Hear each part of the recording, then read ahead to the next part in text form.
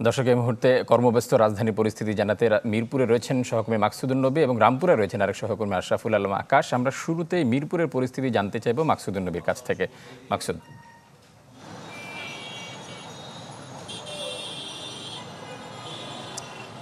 এই মুহূর্তে আমি আছি মিরপুর 10 নম্বর গোলচক্করে। 10 নম্বর গোলচক্করে কয়েকদিনের আন্দোলনে এবং সহিংসতায় নাশকতা হয়েছে। তারপর মিরপুর 10 নম্বর গোলচক্করের নিরাপত্তা বাড়ানো হয়েছে।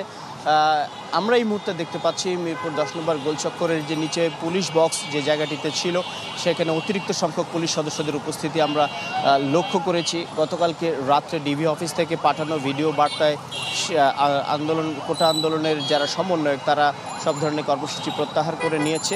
তাতে করে এক ধরনের আন্দোলনের পট পরিবর্তন হয়েছে, আবার কোথাও কোথাও আমরা দেখেছি কিছু জায়গায় নতুন করে কর্মসূচি দেওয়ার কথা আজকে।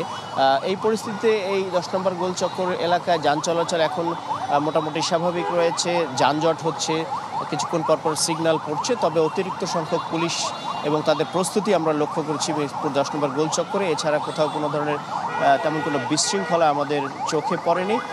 শহরের কর্মজীবী মানুষের আশা।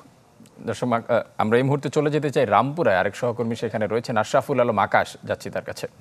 আকাশ। ফারুক, যদি বলে রাখি, রাজধানীতে আমরা সকালের থেকে বিভিন্ন পয়েন্টগুলোতে যাচ্ছি।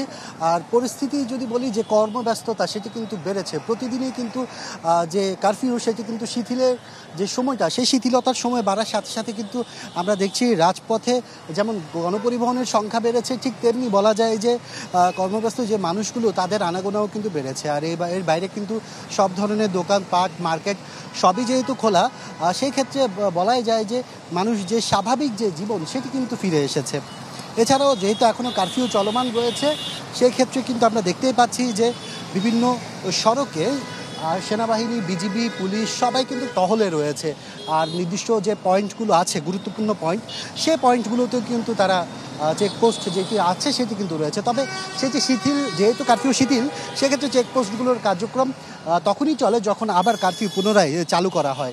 এর বাইরে যারা এখানকার বের হয়েছেন তাদের একটি অভিযোগ রয়েছে, সেটি হচ্ছে কি গণপরিবহন সাধারণ সময়ে আসলে যেভাবে ছিল, গত কয়েকদিন কিন্তু তারা একটি গণপরিবহনের সংকটের মধ্যে আছে। যে কারণে দেখা যায় একটি গণপরিবহনে যাত্রীতে ঠাসা থাকে। সে কারণে তারা যে গণপরিবহন, এই গণপরিবহন আসলে স্বাভাবিক হওয়ার বিষয়টি নিয়েও কিন্তু অনেকে কথা বলছেন। তবে আমরা রাজধানীর রামপুরা থেকে শুরু করে বাড্ডা, গুলশান, লিং রোড বিভিন্ন এলাকায় দেখেছি যে স্বাভাবিক যে পরিস্থিতি, যান চলাচল থেকে শুরু করে সব কিছু আছে। তবে বেশ কিছু জায়গায় মাঝে মধ্যে কিছুটা যানজটের সৃষ্টি হচ্ছে। এর বাইরে কিন্তু তেমন কোনো দুর্ভোগ নেই। আর কর্মব্যস্ত মানুষ যারা আছেন তারা কিন্তু তাদের কাজের প্রয়োজনে যেখানে যেতে হচ্ছে, যদি যানজট থাকে তারা কিন্তু হেঁটে তাদের নির্দিষ্ট কর্মস্থলে যাচ্ছেন। আর সাধারণ মানুষরাও চাচ্ছে যে স্বাভাবিক যেভাবে পরিস্থিতি হয়েছে, এই স্বাভাবিক পরিস্থিতির মধ্যেই যেন তারা তাদের কর্মকাণ্ড করে যেন আবার বাসায় ফিরে যেতে পারে।